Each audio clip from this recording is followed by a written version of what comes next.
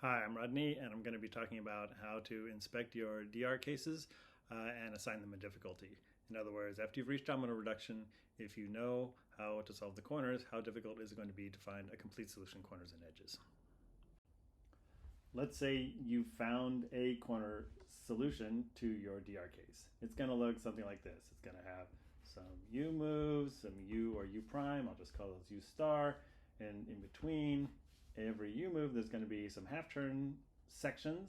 Could be multiple half-turn moves. I'm just going to call that H, and then you might have another U star. So the simplest 2/4 turn case looks like this, but maybe that last U doesn't solve the corners, so you might have another half-turn section afterwards, and you might have you might need a setup to that first U move, so you might have some half turns in front of it. So a 2/4 turn case can have one half turn section, or two half turn sections, or three half turn sections. For any given corner skeleton, the U moves don't actually introduce any possible variations. The you can never swap a U for a U prime, but you have lots of choices for the half turns in between. At the very least, you can widen each of the side moves. So the number of variations that have this form depends not on the number of U moves, but on the number of half turn sections. If I add another U to the end here, I still have the same number of variations that I need to check, because those variations only come when I add a new half turn section. So the headline for this video is, if you want to estimate the difficulty of your DR case, look at the corner solution and count the number of half turn sections. Not the move count, not the number of quarter turns, but the number of half turn sections, because that's going to determine the number of variations that you need to check to find the one corner solution that actually solves the edges as well. Let's look at a concrete example. So let me look at two different corner skeletons. Suppose I have one that looks like U, R2, U, R2, U, and I have another one that looks like R2, U, R2, U, R2. Which one of these is the more difficult to solve? Well, they're both 5 moves. This one has 3 quarter turns, so you might think it's a harder to find corner case, but if you've found the corner case, this is the fact that this is 3 and that this is 2 doesn't make a difference. What does make a difference is the fact that this has 2 half-turn sections and this has 3 half-turn sections. So this is the more difficult one, even though it's a 2/4 turn case. To convince yourself of that, if you're not yet convinced, ask yourself, how many 5-move variants of this can I construct that will solve the same corner case? I can widen this move, or I can widen this move. So this one has 4 possible variants that are also 5 moves. This one has 8, because I can widen any of these 3. If I ask myself, what kind of corner swap insertions can I make? So corner swap insertion, check the video if you don't know, but that would be like inserting R2, F2, R2 here and here. So I have, I have to insert them in pairs, so I can insert one here and one here. But here I can insert them in these two, or these two, or these two. So there's 3 times as many corner swap insertion pairs that I can make in this case. So this case, I argue, is at least twice as many variants to check if you just want to look at, what are all the similar length ways of solving the corners. And the more there are, the more possibilities there are to check to see if you can solve the edges with one of them. So how many half-turn sections is an easy case? I think 3 half-turn sections should always be pretty easy to find if you use reduce to HDR, because one of these sections is going to be after HDR, so that's going to be intuitive.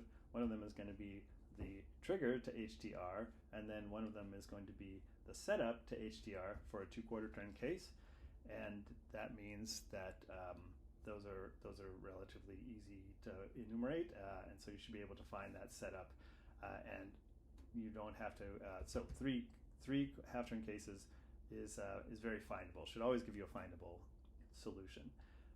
Not necessarily the shortest solution, but you can at least check all the direct HDRs, and maybe you find a short one, or if you don't, then go on to another case that has 3 half-turn sections. What I found in my statistical analysis was that about 40% of DR corner cases can be solved using 3 half-turn sections. That is, they're either 2/4 turns or they're 3/4 turns that start or end with a U, or they're 4/4 turns that start and end with a U. So 40% of all cases fall into those categories. That's a lot, meaning you should be able to always find multiple DRs that have findable solutions by reducing to this case. Now here's something cool. You don't even actually have to find the corner solution to know whether it falls into one of those cases. And here comes the hyper-parity maze. If I can identify my corner case in the hyper-parity maze, that's going to correspond to one of these dots, and the goal in the hyper-parity maze, check the video linked in the description if you don't know what I'm talking about, is to navigate from your starting point to here. And so I can immediately tell whether a U-turn takes me,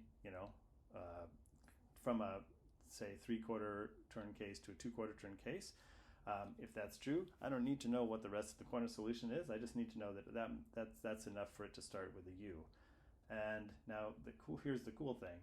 To end with a U, I could invert it and do the same thing, but I don't even have to do that, because if I'm looking at the hyper-parity maze and I come in from this node, then my solution ends in a U, because when I constructed the hyper-parity maze, I started from solved.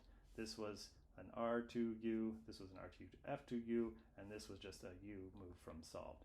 So this is one U move away from solved. So if my hyper-parity path goes through there, then I know it ends with U, and I don't have to even find the corner solution. I know that I can immediately apply U to the inverse and simplify my corner case.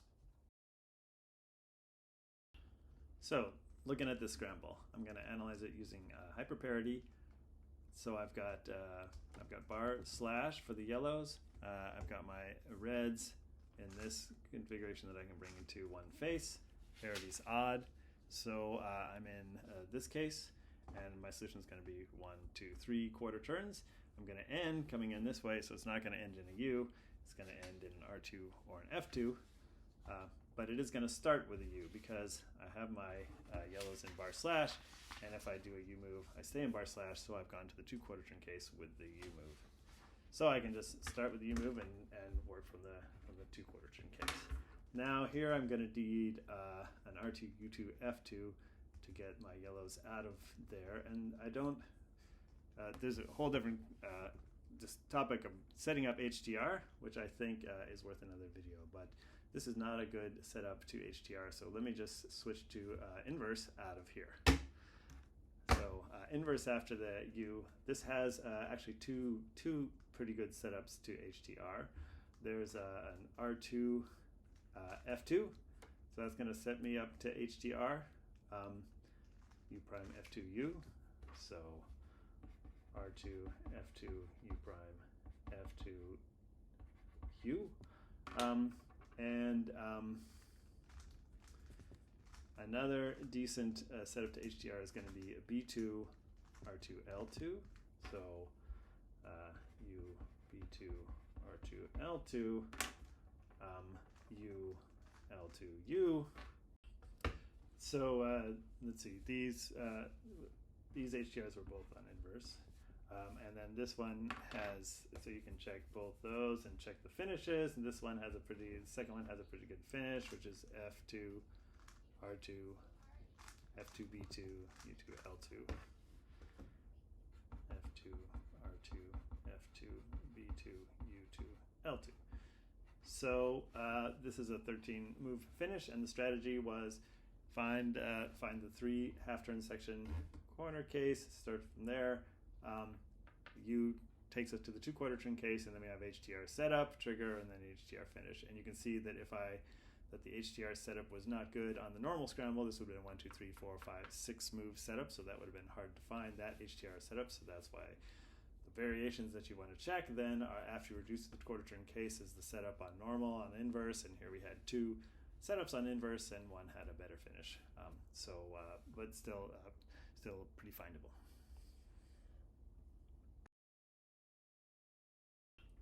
Here's another scramble. I've got on the UD stickers, I've got a bar/. On the FB stickers, I've got 2 bad corners. So that means I'm in this case here. I have odd parity. If I do a U move, my bar slash stays a bar slash, so U move is taking me here. So my corner skeleton isn't going to start with the U, but since I have odd parity, I know I have a 1, 2, 3 quarter turn corner skeleton that's going to end with a U because I'm coming in this way. That means I could find it if I wanted to, but I don't even need to find it because I know that on inverse I'm going to be able to start with a U and get to immediately to a 2 quarter turn case. So let's just do that. So here's the inverse. I need to do a U prime, and U prime set up the corners. Now I have the bar. So U prime, and then U R2 U, and I'm in HTR. Sorry, U prime F2 U R2 U. And this HTR looks pretty bad. So the clue that I use to see whether the HTR is bad is I have a pair here and I have a pair here, but they're interchangeable. So I'm going to have to break one of them to form more pairs. Here I also have an interchangeable pair, so I'm going to have to break one of them. This is a bad HTR. So the other thing, there's no other setup. Well, there's one other setup I could do. If I had this R2, I could insert an F2, B2. L2, I could make this. So I can do an L2, sorry, F2, B2, L2, D. So that's another setup I can look at. But I still have these interchangeable pairs, so this is going to be an HTR that's going to have a long finish. Actually, if you give it to Nissi, there's a decent finish here, so a 14 move total, but it breaks DR, so it's going to be hard to find. Anyway, some people might be able to find it, but I might actually. So what I would do in this case, if this were my scramble, I would just go to the normal, and I'll save you the suspense. There's also a pretty short setup to a bad HTR there, so at this point I might say, okay, well, I've looked at all the easy to find cases, and I didn't find a short solution. Sometimes the shortest solution is not the easiest to find solution. We all know that. But if I have other DRs to check, I might just say I've done my due diligence for this DR. It was reducible to 2 quarter turns. I found the HTRs for those cases. No easy continuation, so maybe I would just move on.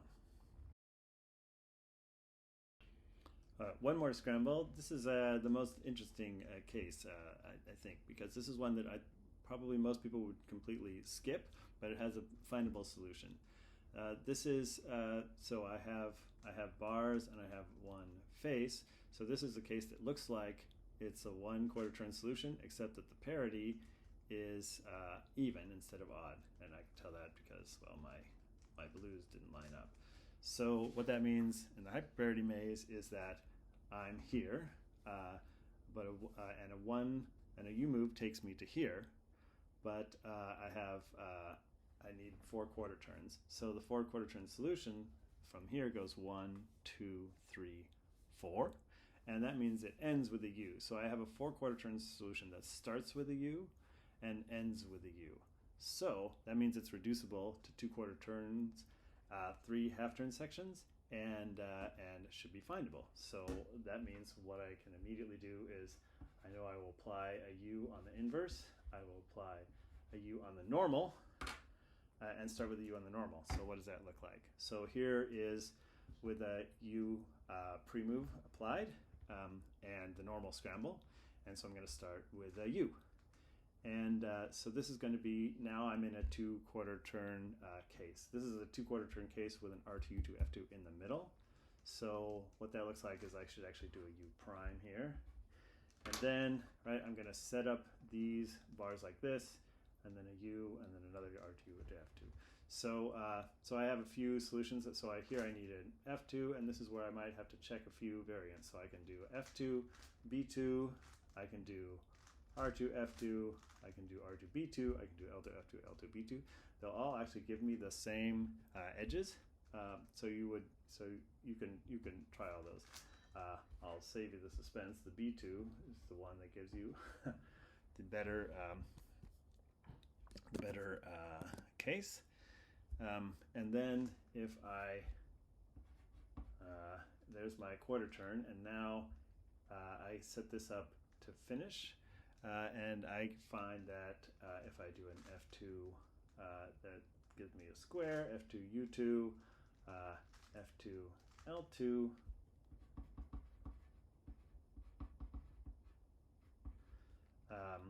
U. So now I've made another square, and there. Now I'm in HTR, and I have finish, but I've got lots of blocks here, so I can do L2, and now I'm almost done. L2, B2, U2, F2, D2, and I've got to my E slice.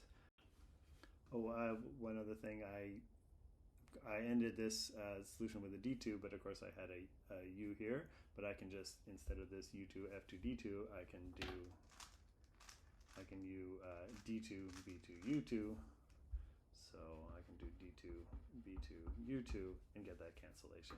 So this is a 4 quarter turn difficult corner case, difficult, but I can just look at from the analysis, without even having to find the solution, I can know that it's immediately reducible to 2 quarter turn case. And then it's still a little tricky because it's got 2 of these 3 move sections in here. There's a 3 move section here and a 3 move section in the finish. But really, the HTR trigger is just, this part here, so not too difficult to find the HTR that leads to the solution. I haven't shown the E slice, but another advantage when you've got all these U turns, you've got 4 quarter turns. There's a lot of opportunities to widen those U moves and solve the E slice in 0 moves, which you can do in this case. So what I've started to do in my solves is, as I'm finding DRs, that I will stop and inspect it to figure out the hyper-parity case, and write down the number of half-turn sections that DR case has. If it's like n quarter turns, you start with n plus 1, subtract 1 if it ends with the U, meaning you come into that horizontal path, subtract 1 if it starts with a U, and you have an extra opportunity to do that because you can invert the move that brought you into HTR, so it's a little easier easier than random to start with a U. And then when it's time to finish the DRs, I just start with the ones with the lowest half-turn section count. Anything with a 3 half-turn section count can be reduced to a 2 quarter turn case, and those are pretty easy to find the HTRs for. So go through those, and I think you have to be lucky, or takes a little while longer for anything that's 4 half-turn sections or more. So I wouldn't do those first. I would only do those if I've exhausted the 3 quarter turn, the 3 half-turn section cases. So hope this helps you prioritize your DR cases when you're working through your solves, and let me know what you think.